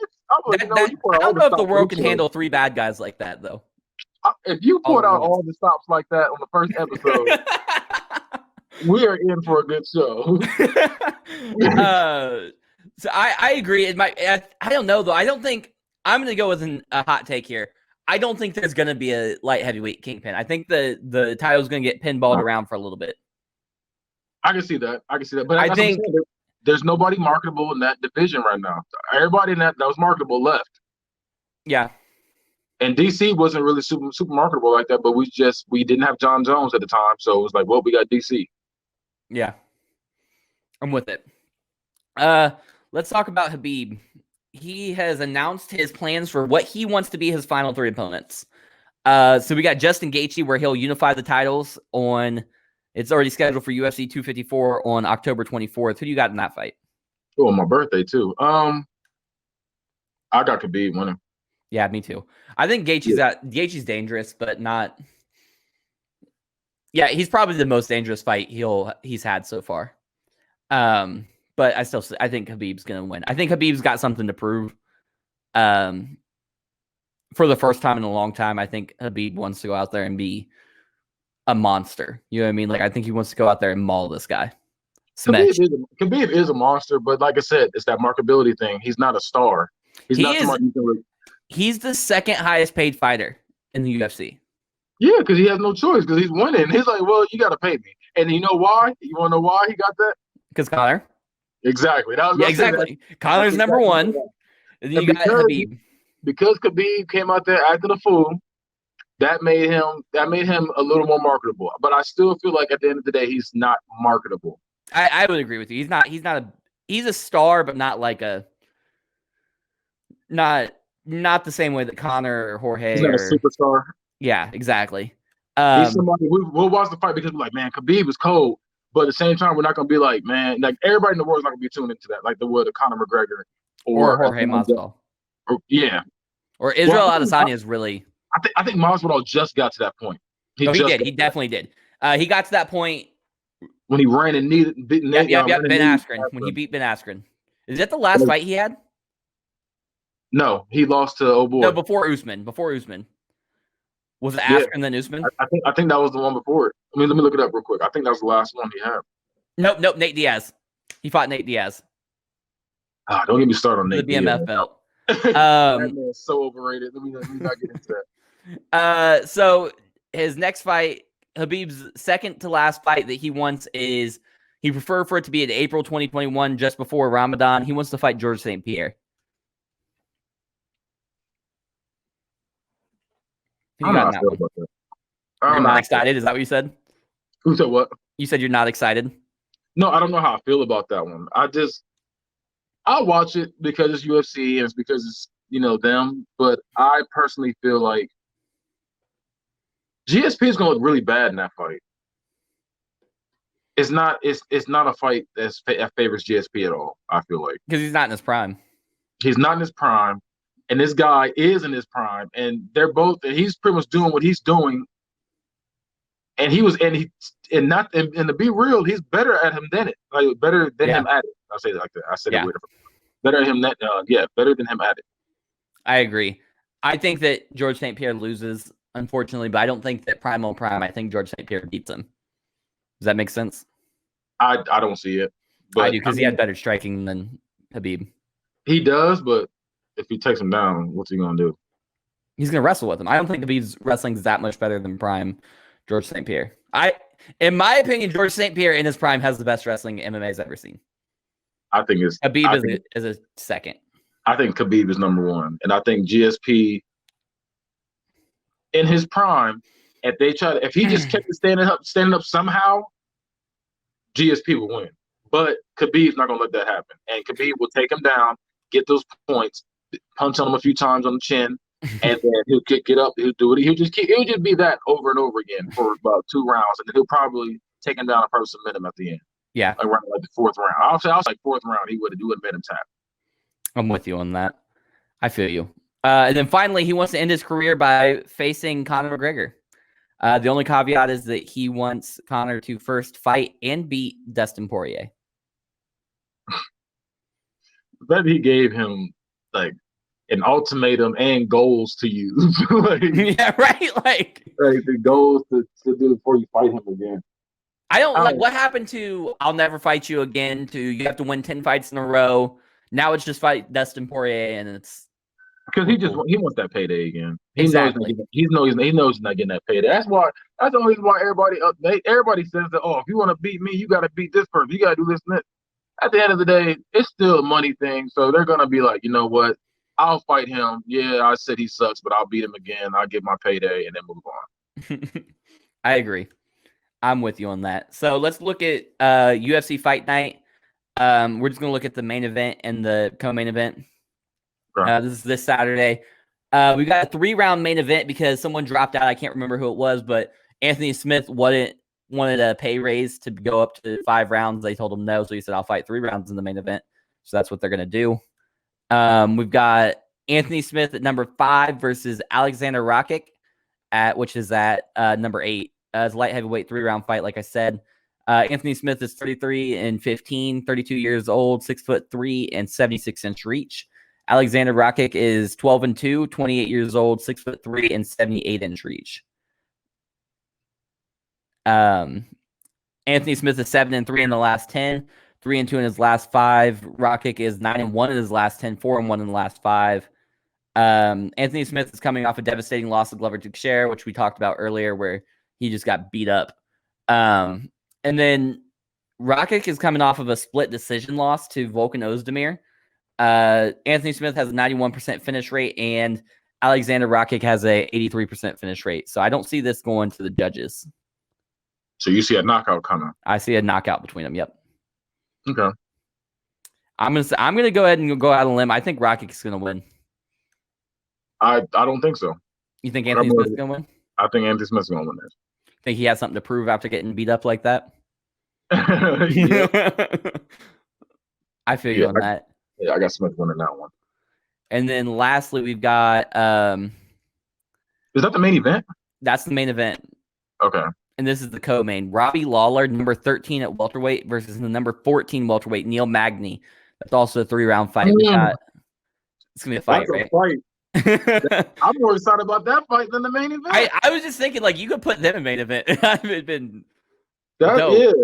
You got 28 and 14. Robbie Lawler, he's 38 years old, 5 feet 9 inches tall, and 74-inch reach. Versus Neil Magny, he's 23 and 8, 33 years old, 6 feet 2 inches tall, and 80-inch reach. That's a huge fucking reach advantage. 6 inches. Wow. Yeah. Robbie Lawler is 6 and 4 in his last 10, but only 1 and 4 in his last 5. He's coming off a unanimous decision loss to Colby Covington. Is currently on a 3-fight loss streak. He has a 75% finish rate. Neil Magny is 7 and 3 in his last 10, 4 and 1 in his last 5. He's coming off a unanimous decision win against Anthony Rocco Martin. He's on a 2-fight win streak and has a 43% finish rate. Who you got here? I got Magny winning this. I agree. I think Robbie Lawler is. He's washed now. I don't want to say. I was gonna say washed, but I don't want to say washed because I fuck with Robbie Lawler heavy. No, I But like Robbie Lawler, but after that L he took to Tyron Woodley, his career went downhill after that. I feel like Robbie Lawler is not best suited for the UFC anymore. You say he should go to like MMA or Bellator? Yeah. That sucks. But yeah, I got Magny winning that. Magny, they're both cold. It was prime on prime. That would have been crazy. I think Magny's going to outwork him for all 3 rounds and win a decision. I can see that. And then, but here's my question. That'll be 4 straight losses for Robbie Lawler. Do you think he gets cut? He's out of here. I agree. And I think he goes to Bellator. He's not a market draw anymore. He's not. He'd be great for Bellator though. Yeah, I mean, who's he going Bellator. I see Bellator as like up and comers and like people going up the hill and people coming down the hill. Does that make sense? Yeah. That's their perfect mix in right there. UFC is for the elite of the elite. Yeah, I'll give you that. All right, so before we move into that's it for MMA. But before we get into wrestling, how about you tell the listeners where else they can see you, Kenny? You can see me on the Bad Guys Spoken podcast on YouTube. We are available on Facebook, Twitter, YouTube, Instagram, and TikTok now. We got a TikTok account. Hey. Yeah, so we're trying to be everywhere. Just look for Bad Guys Spoken. That's usually the at either the Bad Guy Spoken or just Bad Guy Spoken. It's usually Bad Guy Spoken. But yeah, if you like unpopular opinions and you like, raunchy and what's the other word I'm looking for? Just off the handle. Yeah, just raw footage and just might get canceled kind of stuff. Just go ahead and watch the Bad Guy Spoken. We talk about everything there from music to movies to fighting to sports, everything. I like it. And if you miss any episodes, you can find them at team13media.com. All right, let's get into this wrestling. Talk about wrestling. We're going to review TakeOver 30. We're just going to go over a couple matches here. Did you get a chance to watch any highlights or watch the show at all? I didn't get to watch either that or SummerSlam. I was supposed to watch that tonight. So okay, I'm getting the highlights from you. Okay, cool. So with the North American title match, we had Damian Priest versus Cameron Grimes versus Johnny Gargano versus Velveteen Dream versus Bronson Reed. Watching this match, I just watched it today. I didn't get to watch it Saturday, but this was honestly one of the funnest ladder matches I've watched. One, Cameron Grimes. I don't know if you know who that is. No, I do. I know all of them. Velveteen Dream is. I saw a post where they said one got to go, and it was either him or Billy Gunn, and it was hard for me. I'm not gonna lie to you, it was hard because I like Velveteen Dream and I like Billy Gunn, but I personally feel like Velveteen Dream is a better wrestler than Billy Gunn. 100%. Now, before I get into this, I gotta ask you this question. Okay, I gotta ask you this question. Have you seen the news with Velveteen Dream recently? The news? Yeah. I think he said nudes at first. I was like, I hope he didn't say that. I mean, it kind of relates to that. Uh-oh. No, I didn't see that. He's been accused by 2 people of being basically a groomer and a pedophile. Oh, wow. Dang it, Velveteen. I agree, because that pisses me off because, like, he was one of my favorite wrestlers. Here's the thing, though. Triple H has come out on behalf of WWE and said, hey, we looked into this. Like, these accusations happened about 2 months ago. Shortly after the accusations came out, Velveteen Dream was actually in a car accident, and he wasn't medically cleared to be in the ring. So he was off TV for about 2 months. Mm-hmm. When he was brought back to TV, he won his match. People didn't like that. So Triple H had to go out and do the speak. He said, hey, we understand these accusations were made. We looked into them. We didn't find anything. So therefore, we can't just we can't punish him anymore. Yeah. Because we didn't find anything to punish him over. So in response to that, we have where. Do you think he was actually in a car accident, or do you think they just did that so they can give him some time on TV so they can rectify everything? I don't know. I haven't done the research. I just not found out about this, and yeah, I got questions. Like, He's I didn't do the research to check to see if news reports or anything in Orlando had said that he was in a car accident. You know what I mean? So like local stuff. yeah, But that's I don't know. But in response to Triple H's public message, right? One of the accusers comes out and says that, well, Triple H, WB, no one ever contacted me. No one talked to me. yeah,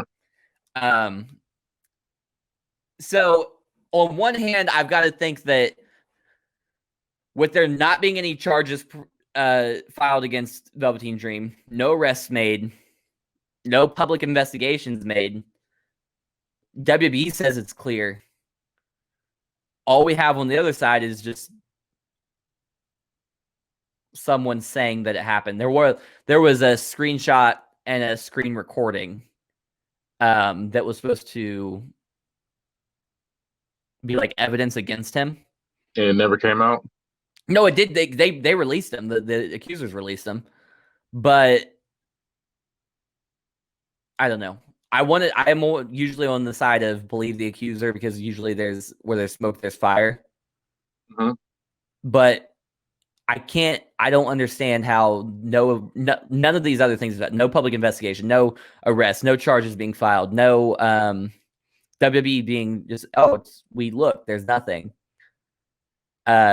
John, that you guys can hear on Book It a Wrestling podcast every once in a while, is very much against Velveteen Dream at this point and wants WWE to release anything they found that would exonerate Velveteen Dream, which is not going to happen. They're not going to release the evidence against him or him, either way. Okay, I'll say this. Just if he did do that, and it's true, they need to get rid of him. He needs to do jail time. Agreed. He needs to be persecuted for that. Agreed. Now, if he did not do that, and these accusers are just trying to, I'm just pretty much jealous and hating on him, whatever, and they want to see him go down, I feel like they need to be persecuted. Another thing is one of the accusers is an indie wrestler,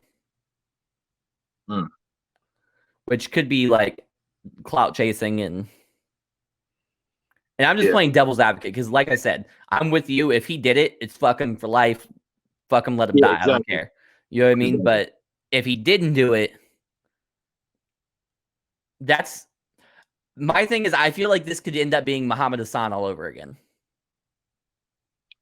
That sucks. But they want Muhammad Hassan was that had nothing to do with him. This has everything to do with him. If he did this had everything to do with Velveteen Dream. No, but I'm saying if he didn't do it.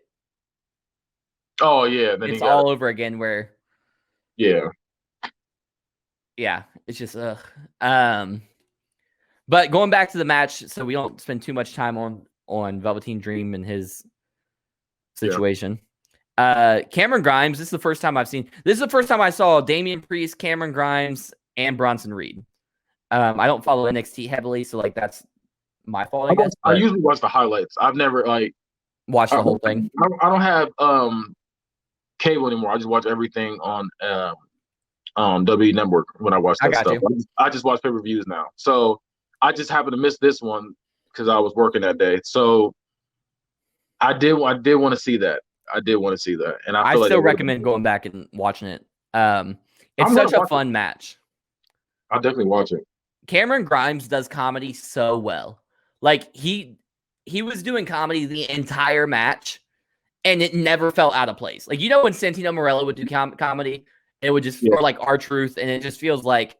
It feels forced. It took away from the moment. Everything that Cameron Grimes did was, one, hilarious, but two, fit perfectly into the story of the match. At one point, he goes to pull a ladder out from under the ring, and it's like a fucking 2-step ladder. He's like, what the fuck is this? And then he was climbing up on, like, there was the 2 ladders side by side. He climbed up, like, on both sides, on both ladders. And then they picked the ladder up and pulled them apart and made him do the splits. Like, everything, it just made sense. Whatever he would do, it made sense. I I liked Bronson Reed and Damian. I liked everybody in this match, to be honest with you. If the accusations against Velveteen Dream are proved to be untrue, I can see all of these guys at the top of the card on the main roster. Being top Eventually. dogs, yeah. Yeah. Overall, I'm glad that Damian Priest won. I probably would have rooted for Cameron Grimes overall. He was probably my favorite of the match.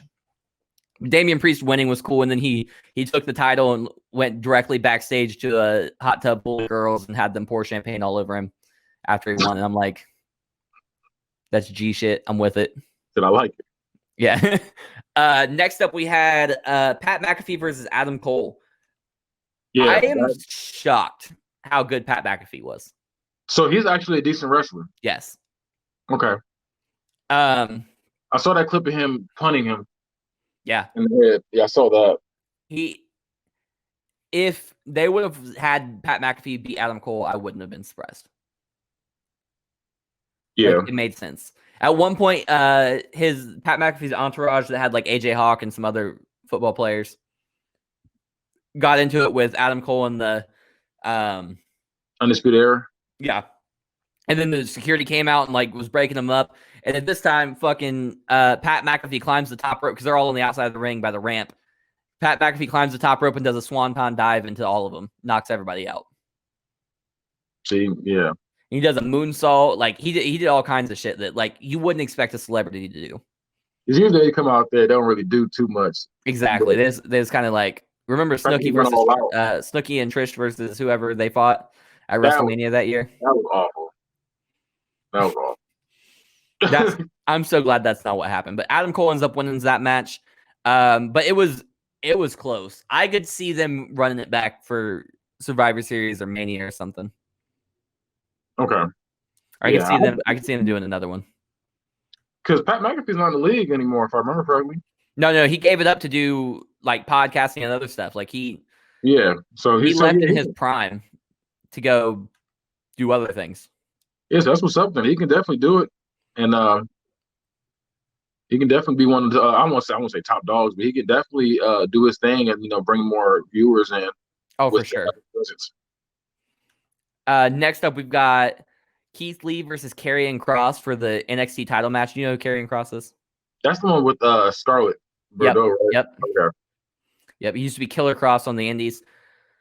Man. That's where I knew him from. Okay. I was like, why does that man look familiar? I just can't think of where I knew him from. Killer Kross. That's who it is. I ain't gonna lie. He looks a little like if I just saw a picture just from like the neck up of this man, I would think that he's probably in like the KKK or something. I'm just saying. Like, I couldn't believe it. Like, he's got that like pencil thin fucking goatee. Yeah, he looks nasty, but I didn't realize that was him till just now. I was wondering because I looked at him and I was like, that man looks familiar. I just don't know where I know him from. So Beth Phoenix had a line in commentary right before the match started that made sense. She said if Keith Lee is the superhero we've always wanted, Karrion Kross is the supervillain we've always feared. Okay. And that told the story of the match perfectly. So, okay. Keep going. I was just thinking about something. He beat Keith Lee to a pulp. And every time Keith Lee would start to get a little comeback coming and everything, he would just beat him down again. Slow, methodical, monstrous. Keith Lee looked like Corey Graves said it best. Keith Lee looked like he had been fighting for 2 hours. Karrion Kross looked like he just walked to the ring. It was crazy. Keith Lee hit him with his finish, which is also called the Spirit Bomb. So I kind of fucked with that a little bit. It's like a last ride and a Batista Bomb combined. I like that. But then he just kicked out. Keith Lee did? No, Keith Lee hit the Spirit Bomb and Karrion Kross just kicked out.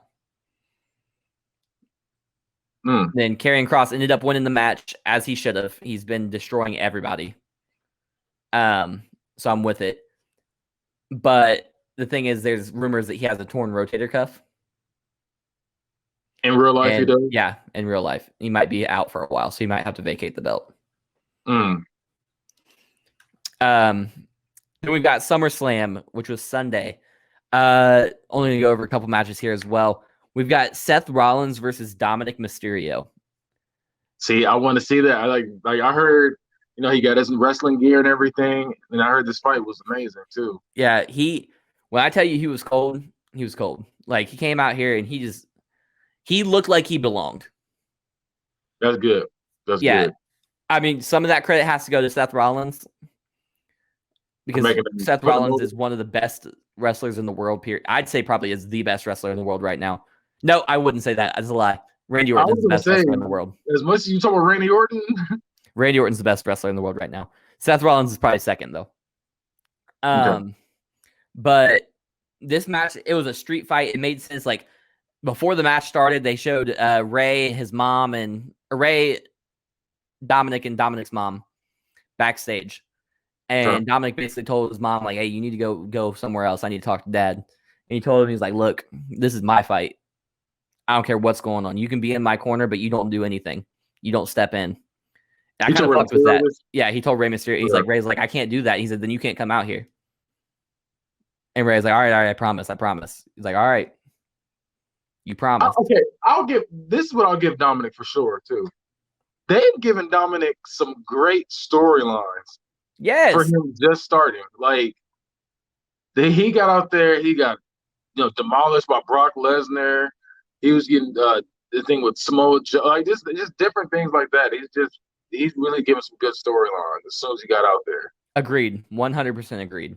Not everybody gets that, and that's a good thing for him. They're doing him justice. I agree. I agree 100%. What was I saying?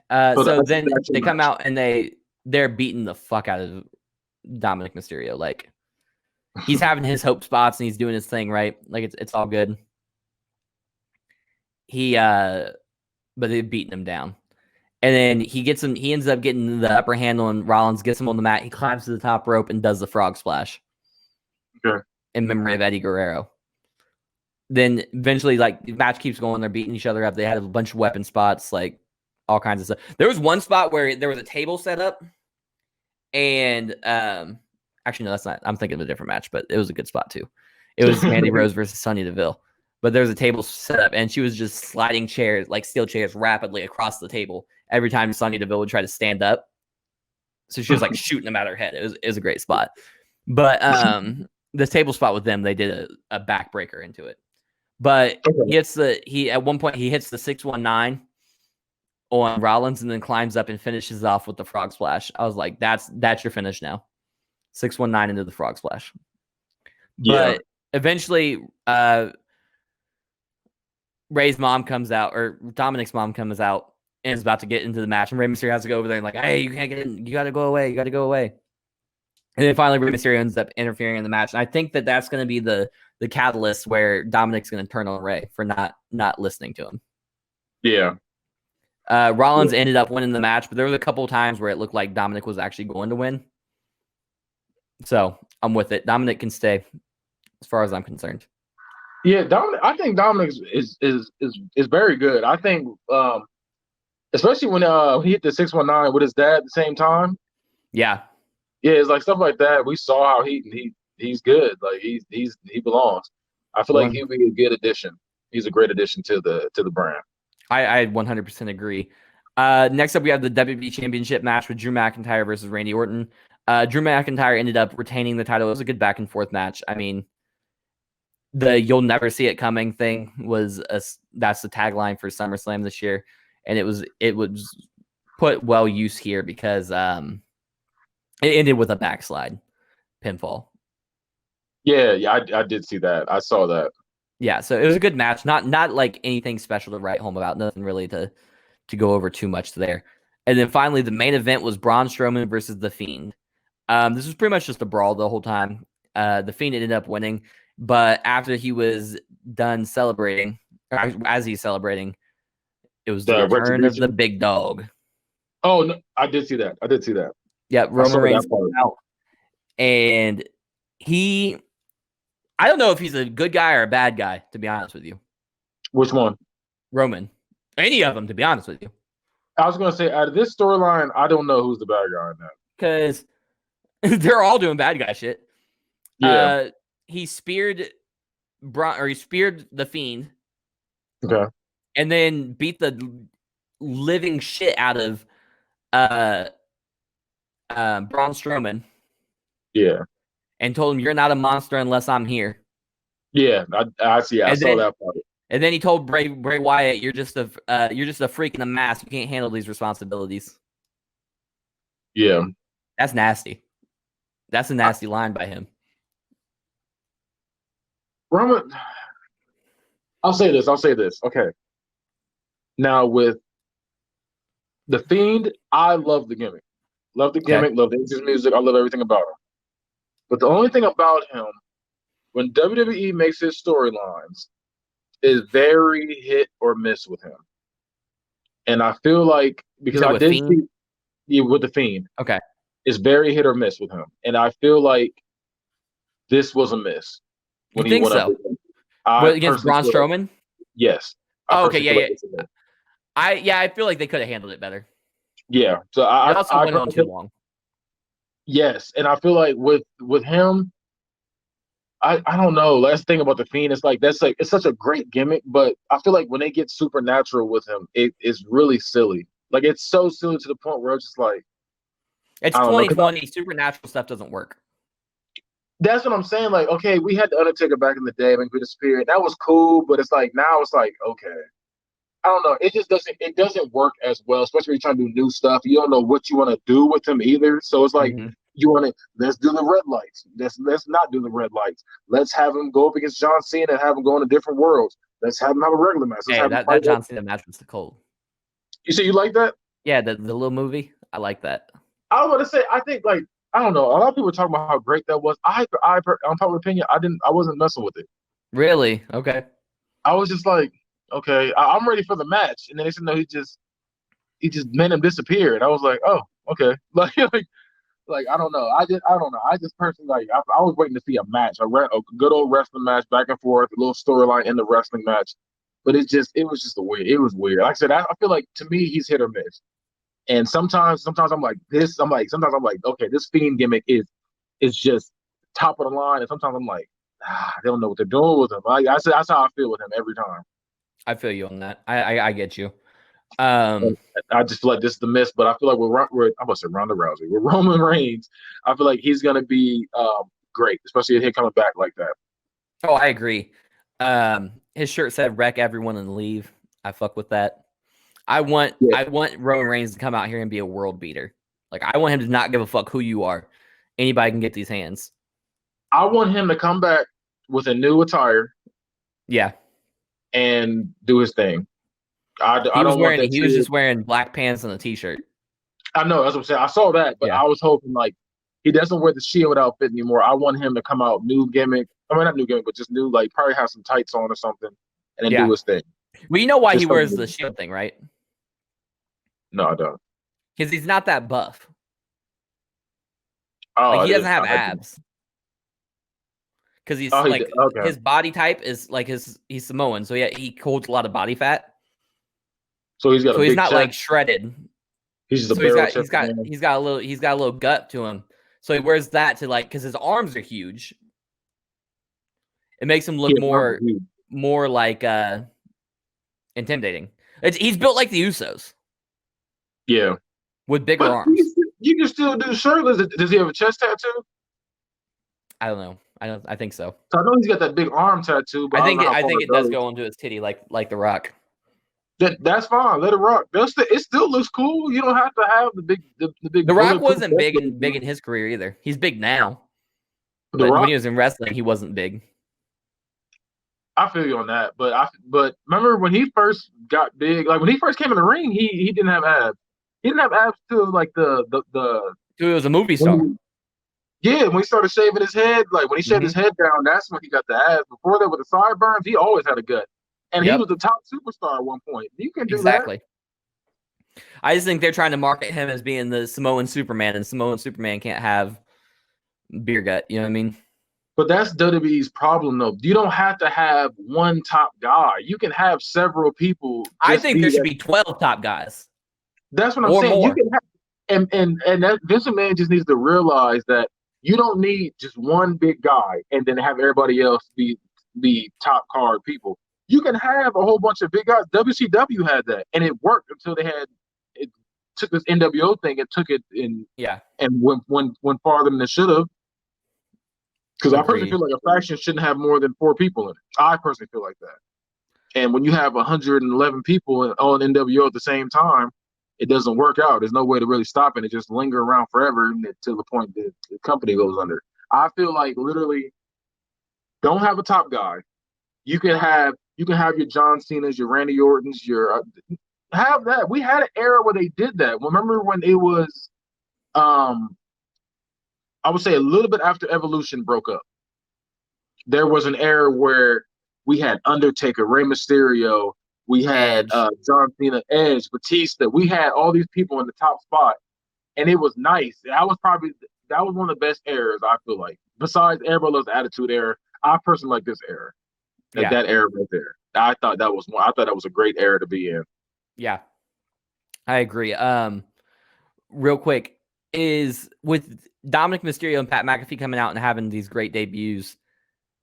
Once again, our buddy John had a hot take that said we no longer can have celebrities coming out here or celebrities or athletes from other sports coming in and stinking up the place like Cain Velasquez and Ronda Rousey. Do you think Ronda Rousey is a failed experiment? No. I agree. I think she was great. I thought she was good. I think she wasn't that good on the microphone. That's the only thing about it. I think that was the only thing. She wasn't. She needed a manager. She needed somebody to talk to us for, like how Brock Lesnar does. Because I personally feel imagine Paul Heyman being her manager.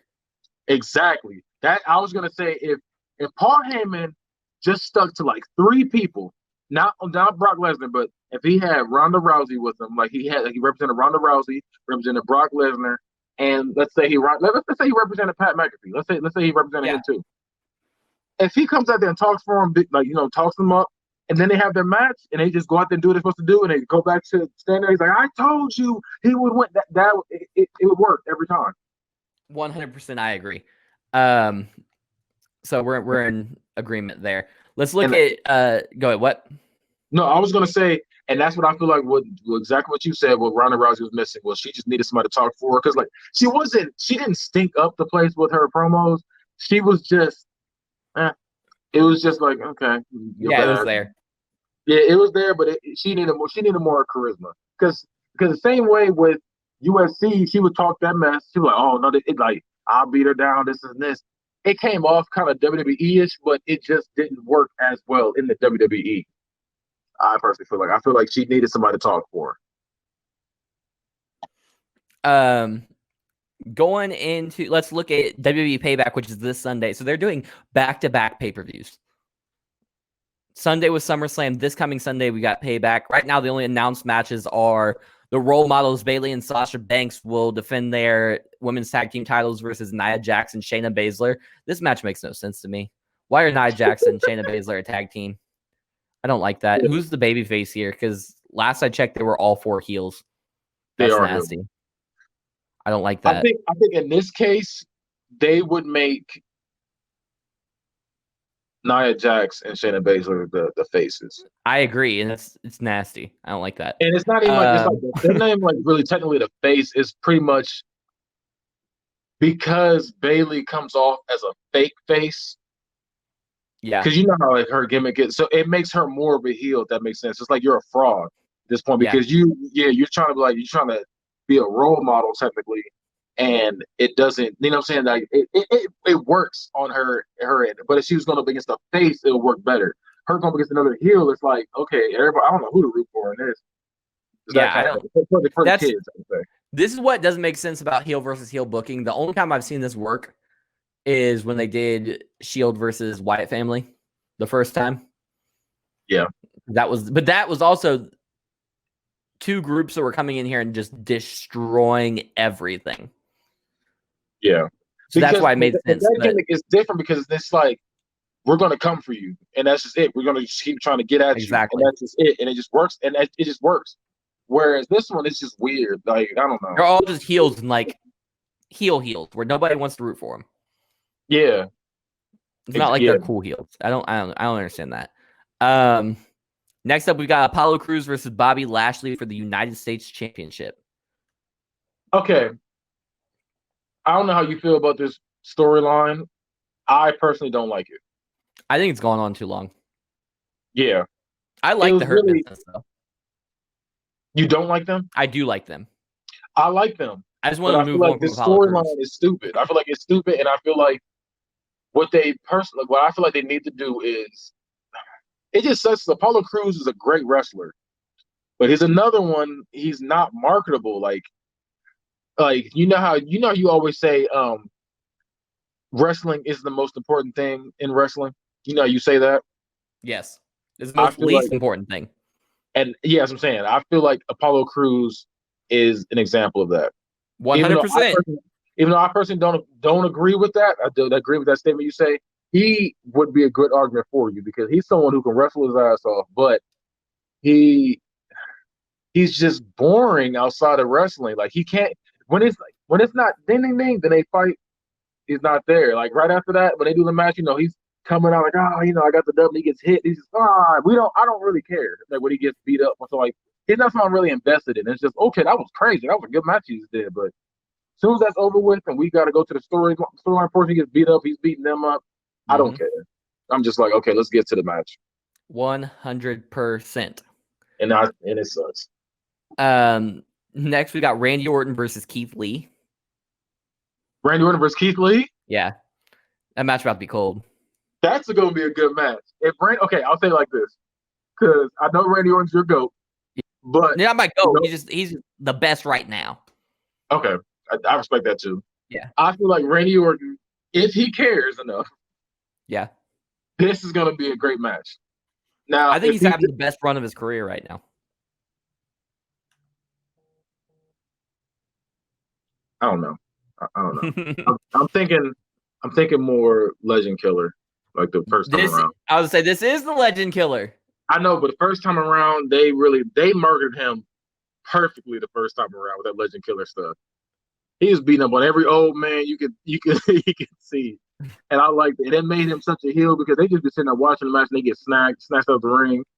John Cena's dad wasn't even a legend. He getting beat up. Like it was just, like I liked it. I just liked it. It didn't matter. Hulk Hogan be sitting there talking to his daughter. He's like, nope, you get an RKO too right on this car. Like I like that. Like I like the first Stacey time Keebler. Stacey he made out with her and gave her an RKO. Yeah, kissed her and everything. I just feel like kiss Stephanie while Triple H watched. He was nasty. Now it doesn't work as well because in our eyes now he is a legend. If Randy Orton retired today, he's a legend. He's 100% a legend. Yes, he's a legend. So we can't. I like it that way because he's the Legend Killer because he is the legend. You know what I mean? Like he's like, I'm the best to ever fucking do this, and I'll beat everybody. Yeah, I like that. Yeah. And I do too, but like I don't know. The first time around, it was just who was this young guy beating all these beating our heroes? Like, remember when he threw Mick Foley down like 3 sets of stairs? Yes, that was nasty, and spit on him. That was for I think that was for SummerSlam. It was SummerSlam or WrestleMania. One of the two. It was built up to WrestleMania because it was Rock and Sock versus Evolution. Yep, that's exactly what it was. I do remember that. Because he called him out after he did it. He was like, remember when I kicked you down these stairs and they played the clip? I was like, oh, why you have to play the clip right after? Why you got to play the clip? Yeah, like, just in case you didn't remember, here it goes.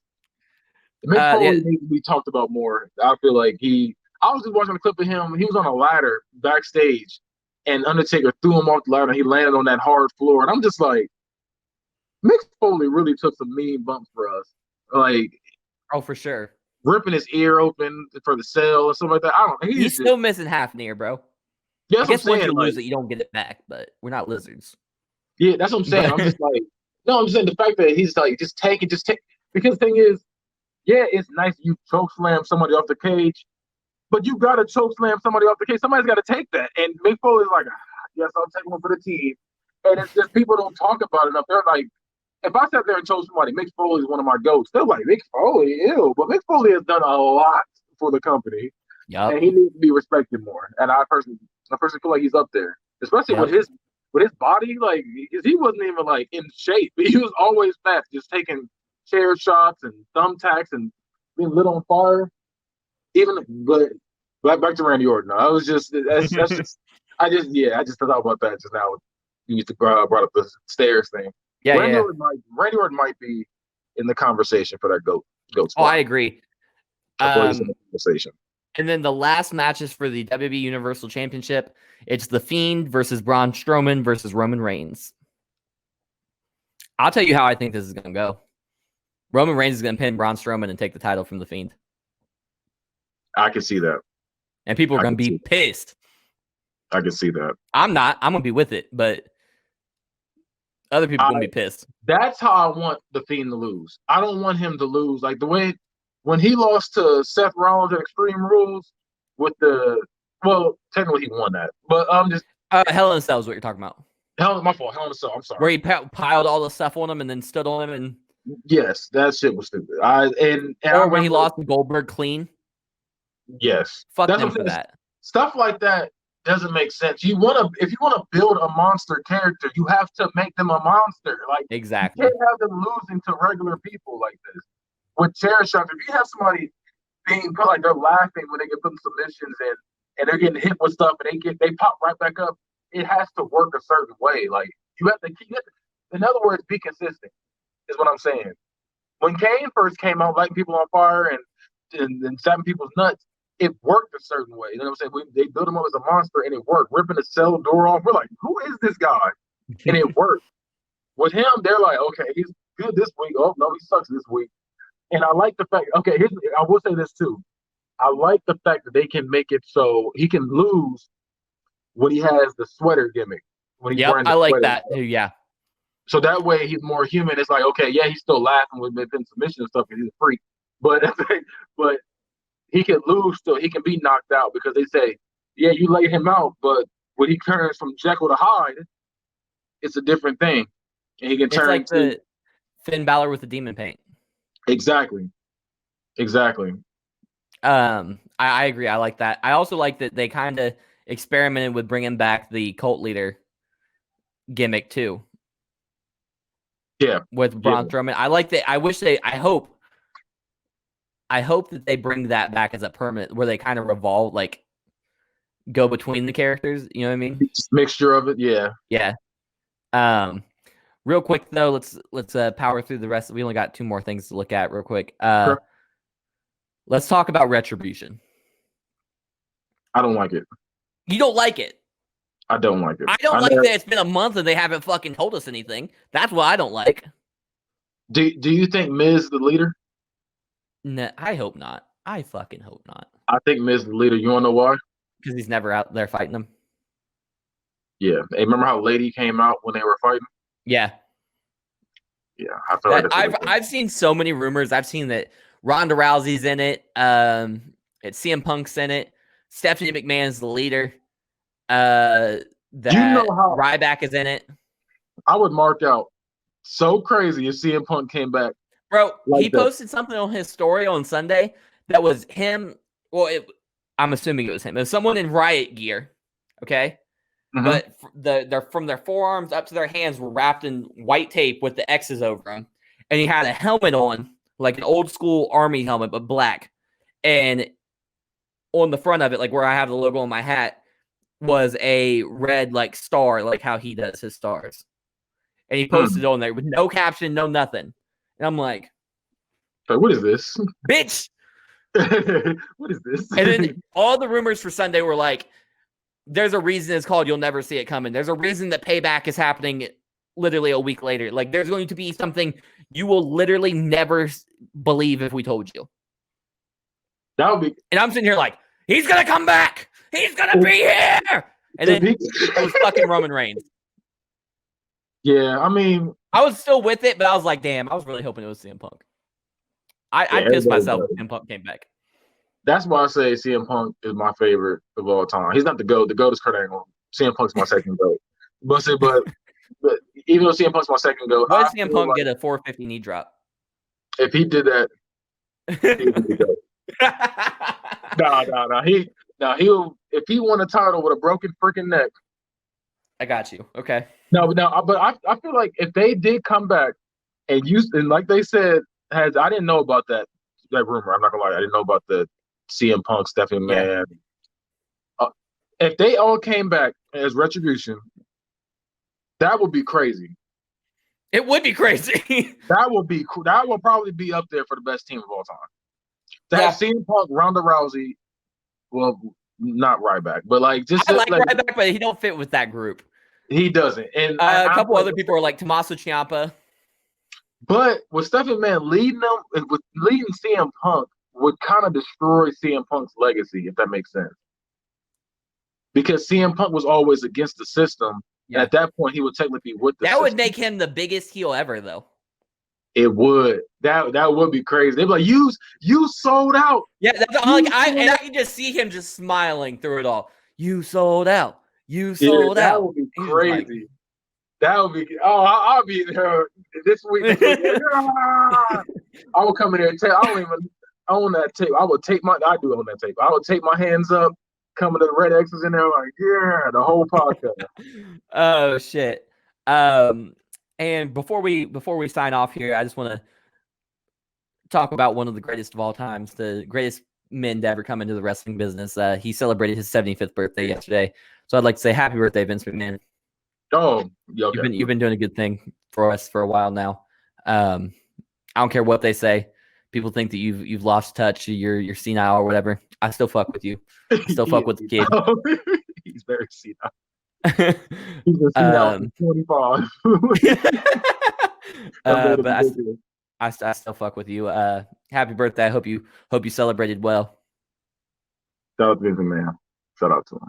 Yep. Keep you tuned into this soap opera for this many years. That's what I'm saying.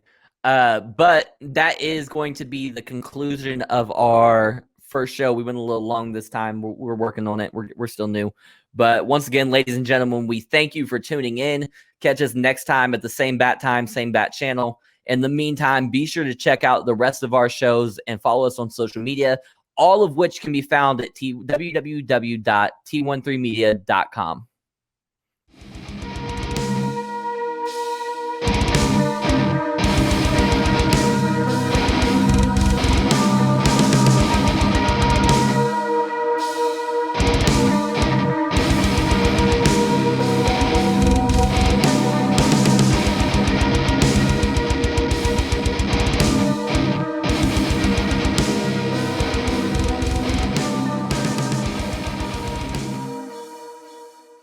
Be sure to check out my new podcast, PrimeTime with Travvy T, coming with new episodes every Sunday at www.t13media.com.